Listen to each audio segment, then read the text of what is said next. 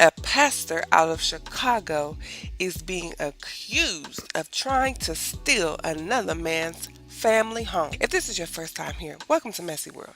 You love messy and we're here to bring it. It's a dirty job, but somebody's got to do it. Go ahead and hit that subscribe. Watch out for some of these pastors, y'all, who are supposed to be leading the sheep, but this pastor out of Chicago is actually robbing the sheep.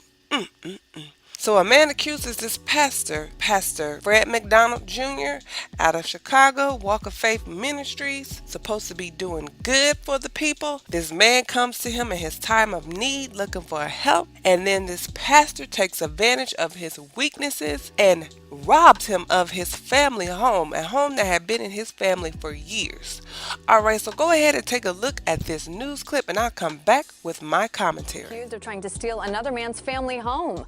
CBS 2 investigator Dorothy Tucker sorts it all out. I think they bought that home back in the late 50s, early 60s.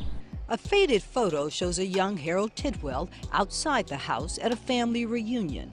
My aunt is leaving the property to me 100%. But this is a story of easy come, easy go. And I just lost it because I didn't know what I was doing.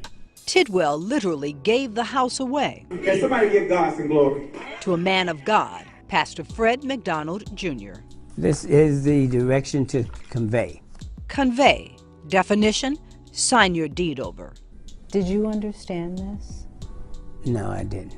McDonald wanted to buy the house, and he convinced Tidwell to give him the deed to use as collateral to borrow $33,000 to complete the deal. That sounded very good. Once he got his hands on the deed, McDonald put a for sale sign in the window and put the house on the market for $79,000. And when Tidwell tried to get his deed back, He was very abrupt. Hung up the phone and haven't been able to get back to him since. Shyster. You know, that's how I would describe him. Reverend Tyrone Handy got a judgment against McDonald for $7,500. In 2012, Handy was pastor of the church. Back then it was called Build Up Community. He says he hired McDonald to repair leaks in the roof.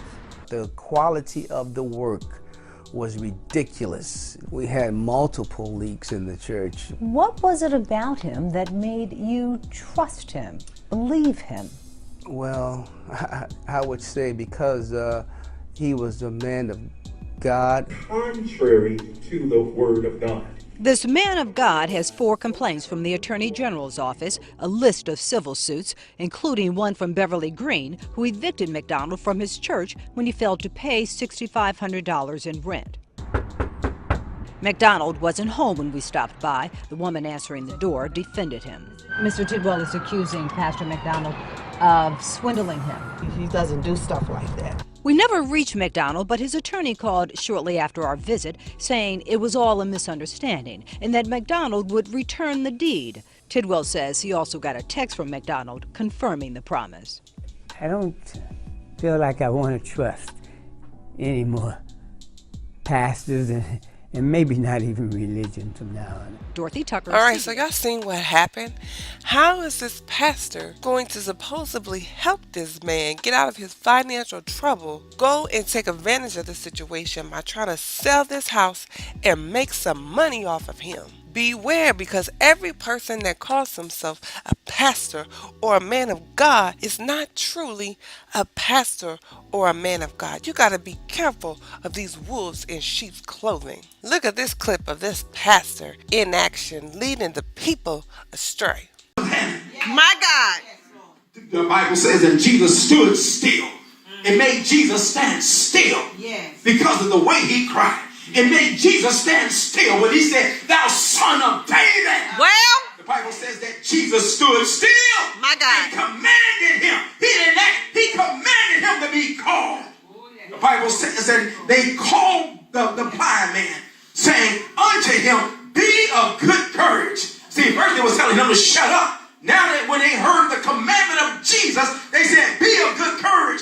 They said, "Rise, he calleth thee."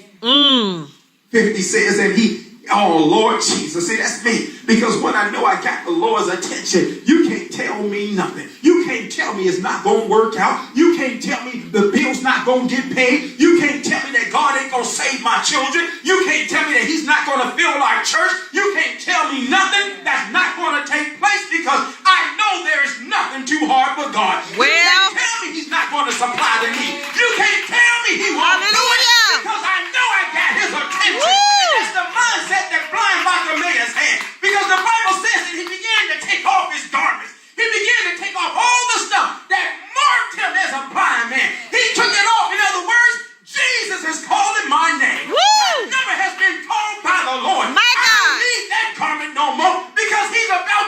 heal me. He's about to deliver me. He's about to bring me out. He's about to make a new way for me. He's about to turn things around. And that's the mindset that the people of God gotta have.